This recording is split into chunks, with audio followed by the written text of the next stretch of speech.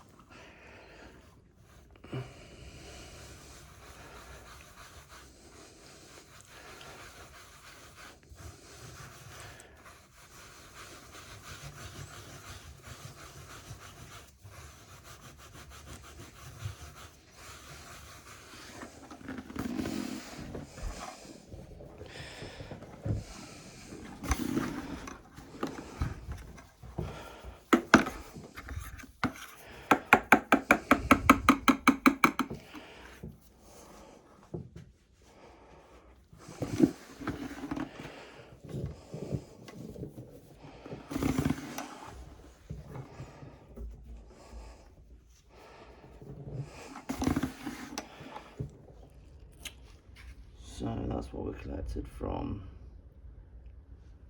the bedroom and the landing dry. Soil it. Now let's get up these sponges.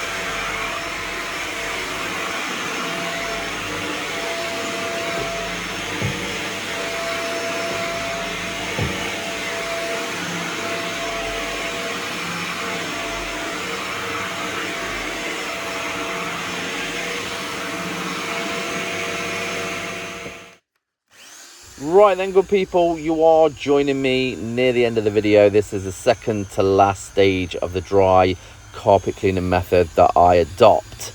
Now, I did have a word with the customer, like I said at the beginning of the video, about the condition of these carpets. It really did need rinse extraction. I explained why, because of the staining and the soiling level.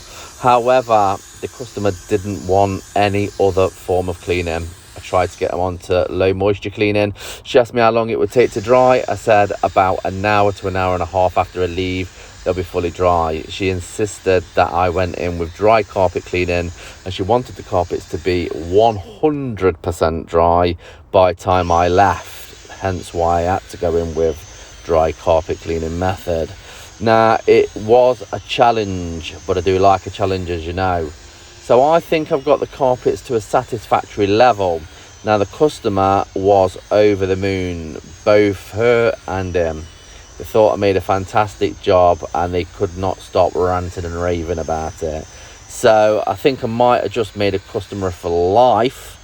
And that's always good, because I like turning customers into clients. Now, I ain't got no problem with coming in with dry carpet cleaning. I do a lot of it, but it's normally used as like a maintenance cleaning for my company. I use it about every 3 to 6 months, so carpets can stay in the very best tip-top condition all year round.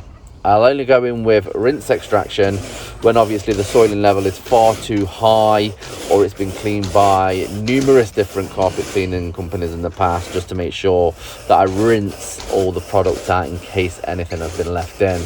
However, I think this one's turned out okay, and it's going to be a thumbs up from me.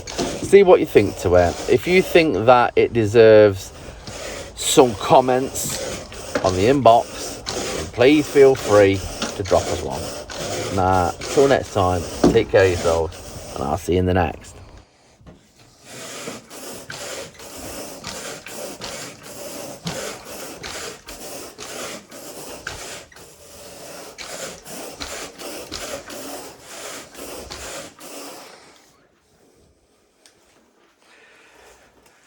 Da-da-da.